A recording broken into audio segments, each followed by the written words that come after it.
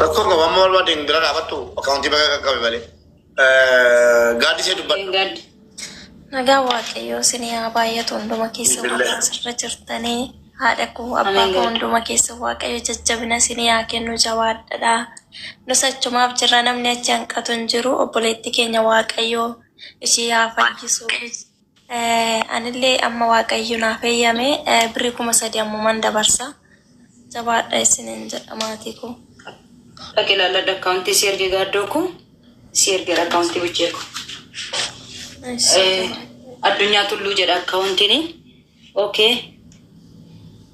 Ishee ammumaan dabarsa. Ishee jeen dubbadhu.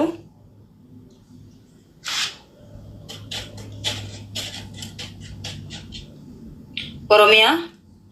Oromummaa dha fakkaata. Nagaan siniif haa ta'u.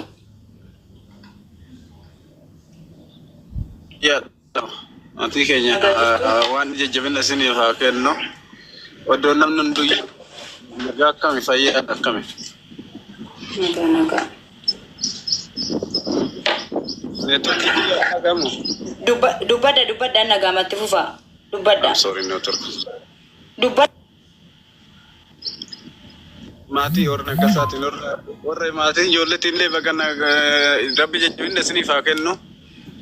Ameen. Isaan waan rammataa godhuuf biyya salphate jechaa anillee kinoo tokko ammaan dabarsaa fi akkaawuntii eenyuura jettu.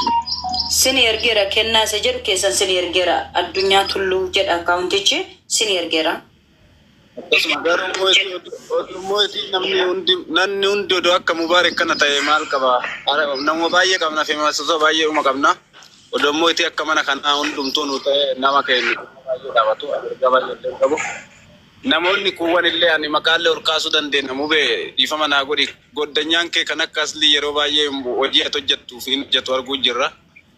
Garuu wanti kun odoo cimaa nu deeme isa bichaa miti Oromummaallee kan qabu hedduudha ilmaan Oromoo.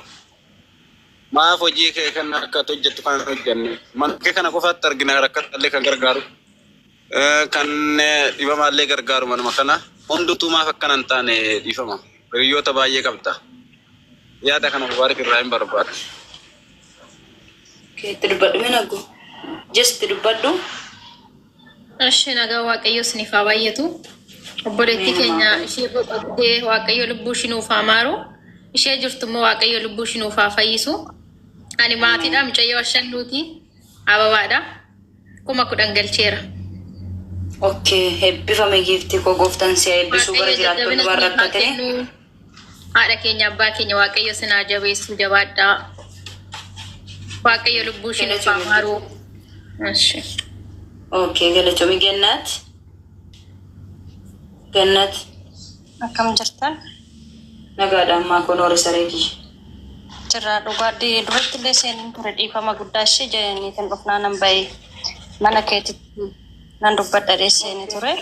Ingidee maatii keenya Waaqayyo jajjabina isaanii haa kennuuf isheetuutillee lubbuu ishii nu haa maaru. Ishee jirtummoo Waaqayyo akka ishee nu fayyisu bira dhaabbanna. Ani maatii isaaniitii 3,000 nan galchaaf ishee boru arrallee miti. Maatiin fooloon irraa qabdaame?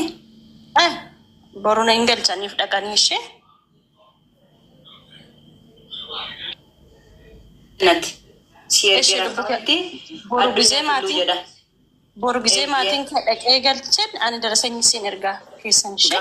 Galatoome. Ishee ulfaadhu galatoome rakkatiin bareedduu kiyyaa boontuu. Ayyee ijoolleen kara iimootiin ijoollee baay'een dubbisaa jiranii kaleessa dheengadanii hordofaa ture.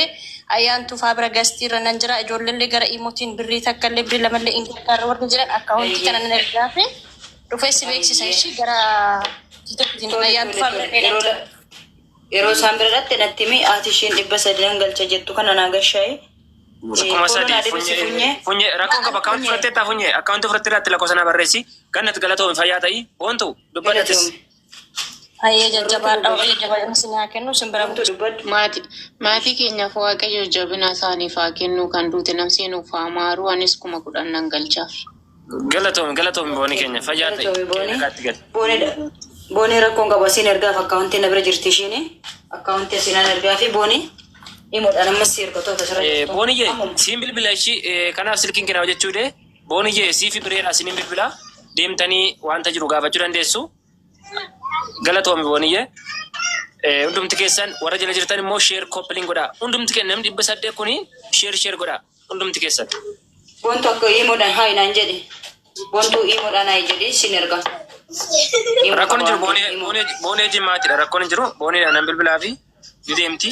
Namoonni bakka babarreeffadhaa kan hundumti keessan sa'aatii akka walitti fudhanne hundumti keessanii adaraa keessanii rabbiif jedha rabbi sinuuf jedhaati. Warri waadaa galtan immoo torban kana torbee lamaan kana miti. Dhimmichi dhimma lubbuuti waan ta'eef daftanii achokkaay waan qabdan irraa maatii kana bukkee akka dhaabbattan sinin jenna. Hundumti keessan warri ni gargaarattan lakkoofsa babarreeffadhaati ol gala hundumti keessan.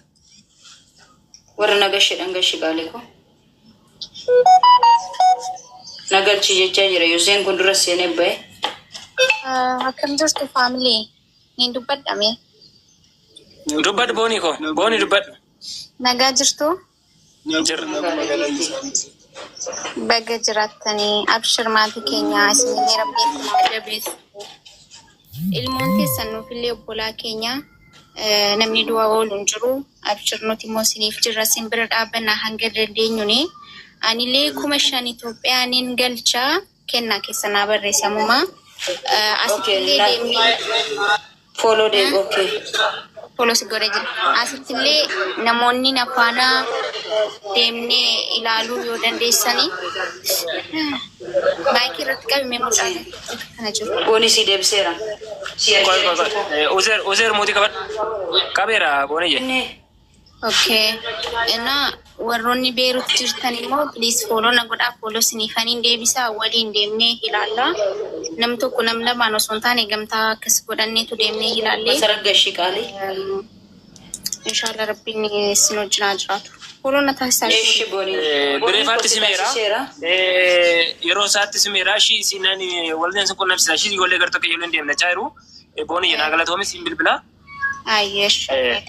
Hundumti keessan iyyuu kingi masaratti si gasheera. Masaratti. Akkam suuraa keessanii bakka hunda keessan iyyuu. Kennaa isa jettu okay. Anilleen akkasuma kan hin jiru Beerut garuu obboleettii kiyya immoo dhaqee ilaaluuf naaf hin eeyyamtu madaamiin kiyyaa garuu immoo birrii Itoophiyaatiin birrii 5,000 galchaaf obboleettii kootiin dhabe waan ta'eef.